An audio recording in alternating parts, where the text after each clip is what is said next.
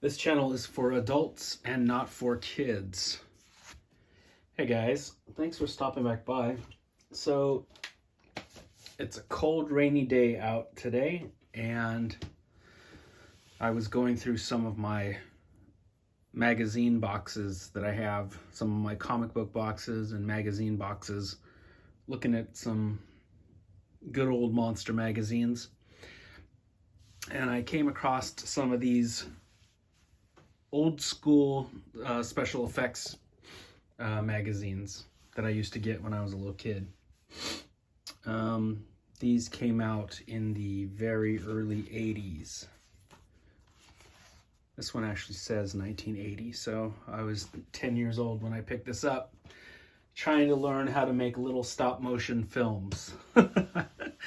So if you guys are around my age and you like monsters and stop motion and all the stuff that I'm into, you might enjoy flipping through these with me.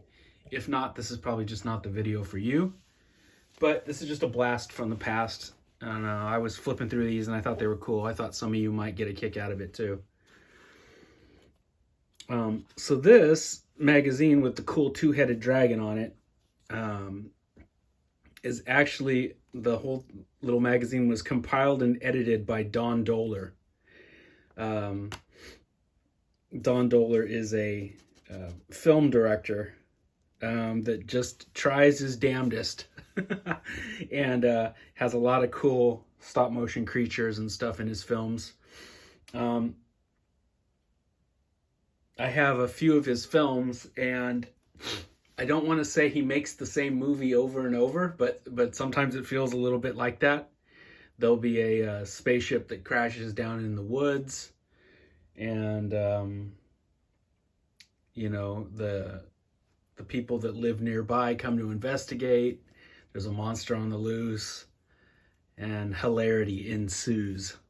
It's kind of like that in a lot of his films, but they're a lot of fun, and you can tell they're trying their best. And all this stuff, Don Dohler films, the Deadly Spawn, all this stuff was from a time in the early 80s when independent filmmakers were getting their stuff made on their own outside of the studio system.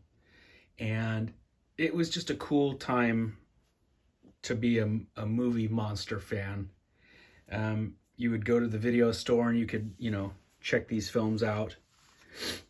And it was a lot of cool movies. So yeah, this is the Deadly Spawn was made by John Dodds, and so is this cool dragon.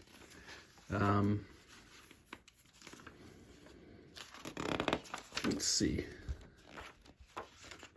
I'll show them to you guys when we get there. But of course, there's Ray Harryhausen, the father of stop motion. I guess people would say Willis O'Brien was the father of stop motion, but I think everybody my age, we're all children of Harryhausen. So anyway, this is cool. It sort of shows you how you make ball and socket armatures, like it shows them machining the parts. And I mean, how cool is that? It actually shows them making this Pegasus armature.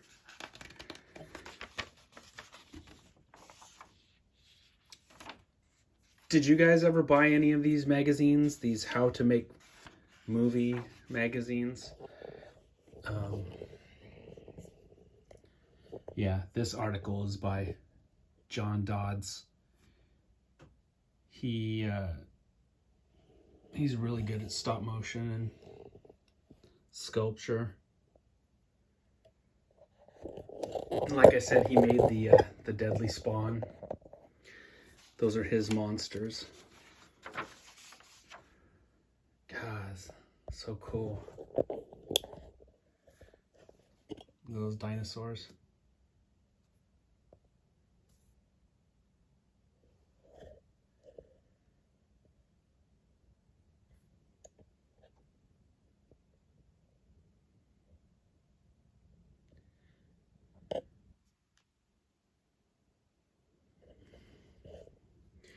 Look at the detail on that dude's feet, the veins and stuff.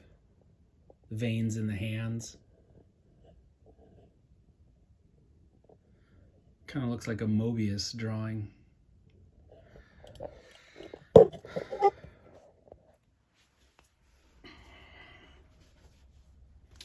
This cool blue monster is from The Day Time Ended. That's a cool stop motion movie.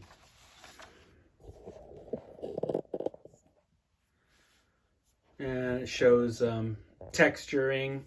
It shows them, you know, like rolling around a lemon to get textures for skin. There's John Dodds.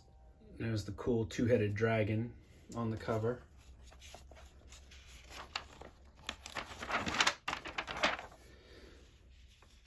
Texturing skin.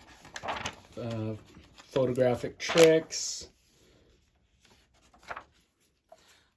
This one's neat. This is how to make fiberglass molds for your models so you can keep making, you know, copies of the sculpture over and over.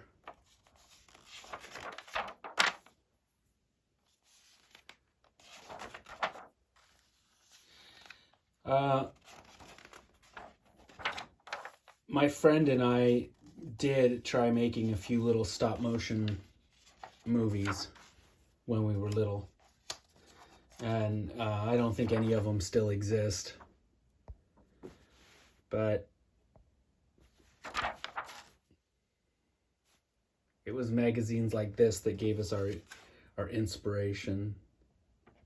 This and, you know, like the behind the scenes of how they made Star Wars and The Empire Strikes Back.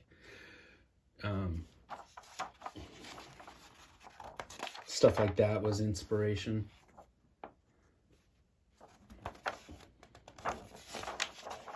I remember one time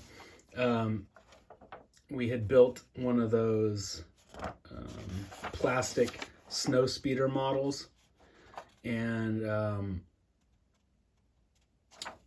it was completely done and painted, and it was beautiful, and we packed it full of gunpowder from a bunch of fireworks, and we hooked it up on a string so that it would fly into frame and blow up.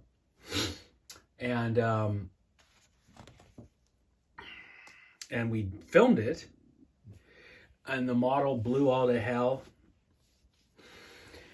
And then my friend, he opened up the camera to see how much film we had left, and you know, all the film was exposed in the sunlight and instantly destroyed. And we just had a camera full of dead film stock. But you live and you learn, you know. We were like 10, 11 years old, so. This is a cool one. This is all about the deadly spawn.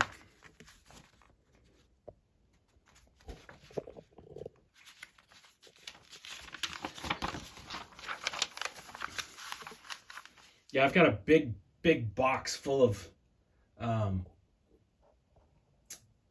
Fangorias and Starlogs and heavy metal and God, what else? Kit Builders and Glue Sniffers. That's another magazine. Some other ones. Figure art or something. It was all about, you know, 1/6 scaled figures. I've got tons of this stuff, and I was just going through it all, reminiscing. This is, it looks like How He Made Your Teeth.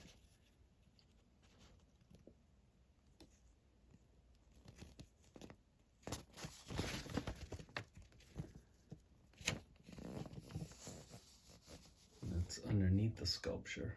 God dang.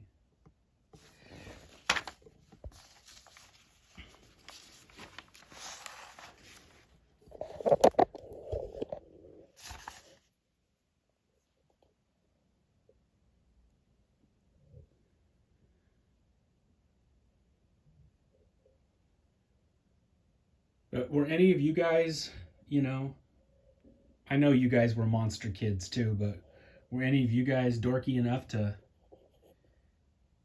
have all these how-to books and try and do it yourselves? I know some of you guys had to have. It was cool. We thought we were going to be the next George Lucas.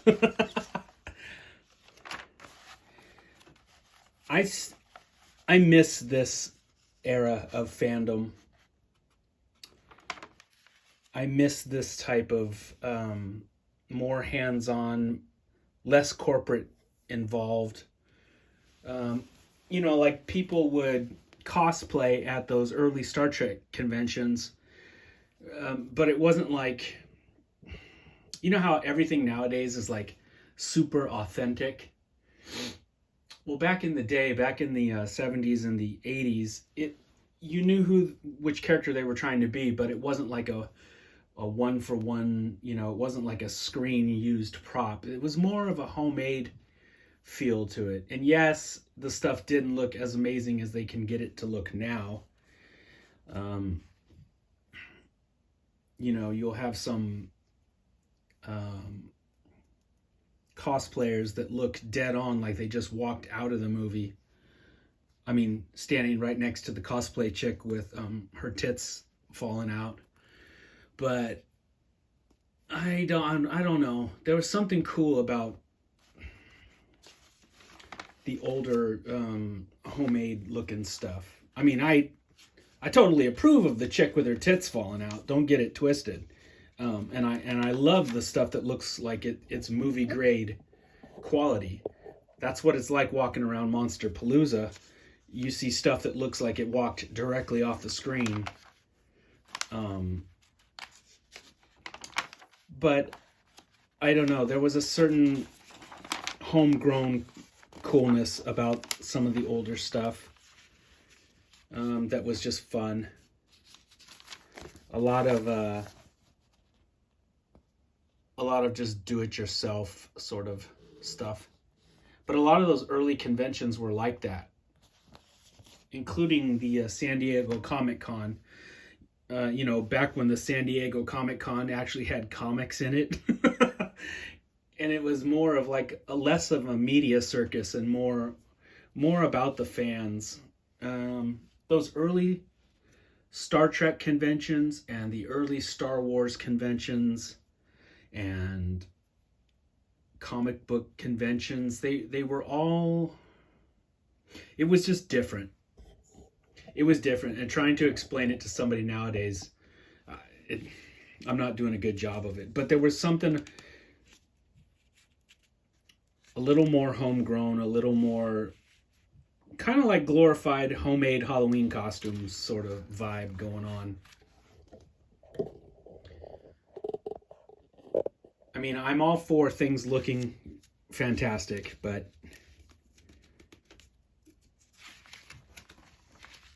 there's just something cool about the fact that it didn't look perfect, but it was still embraced and accepted by all the fans because you knew how hard those people tried. I guess that's what I'm trying to say.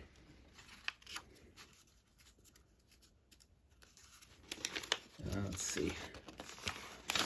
This one's not as exciting. Oh,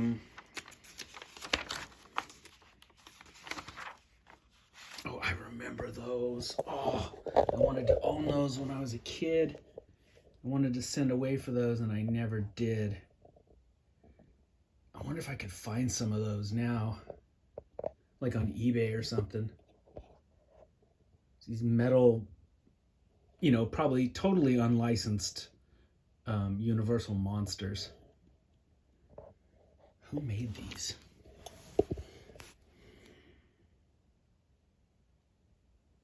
They're made of white metal or pewter. Just says monster miniatures from Starlog. You could get all 4 of them for $80. Shit, nowadays they're $80 might get you one. That's cool. I totally forgot about those till I just saw that ad just now. I used to want those things so bad. I remember I used to love flipping through Creepy and Eerie and Vampirella and seeing the ads for the or Famous Monsters and seeing the ads for the Aurora monster models.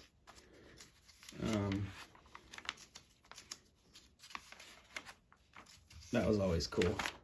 Okay, there. So there's John Dodds, and this chick, that's her getting her face ripped off in The Deadly Spawn.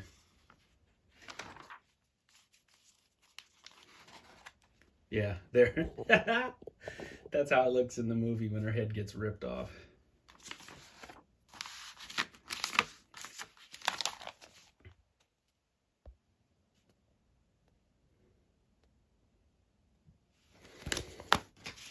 From that beastie right there. Anyway, so these magazines got me all reminiscing, and so what me and Thor are going to watch today and into tonight is The Deadly Spawn. I'm going to watch this.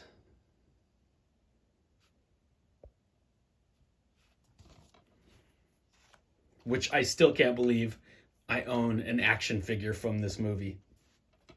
I'm still amazed by the fact that it got made. So cool. Our good buddy Don Dohler, we got 2 of his films. The Alien Factor, which has a lot of cool monsters and stop motion stuff going on in it. Cool aliens. There's a glare, but there's a big, like, grasshopper cockroach man. There's another Don Dohler fun time. Night Beast.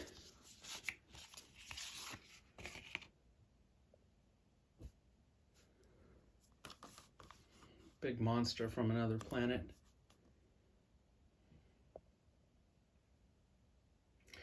This was the Vinegar Syndrome Blu-ray.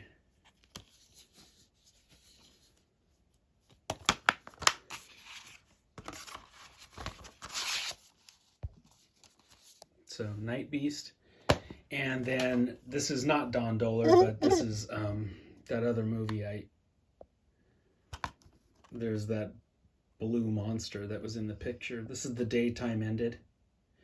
My buddies, the Higa brothers, made a resin model of this monster, the wolf lizard. Kind of looks like a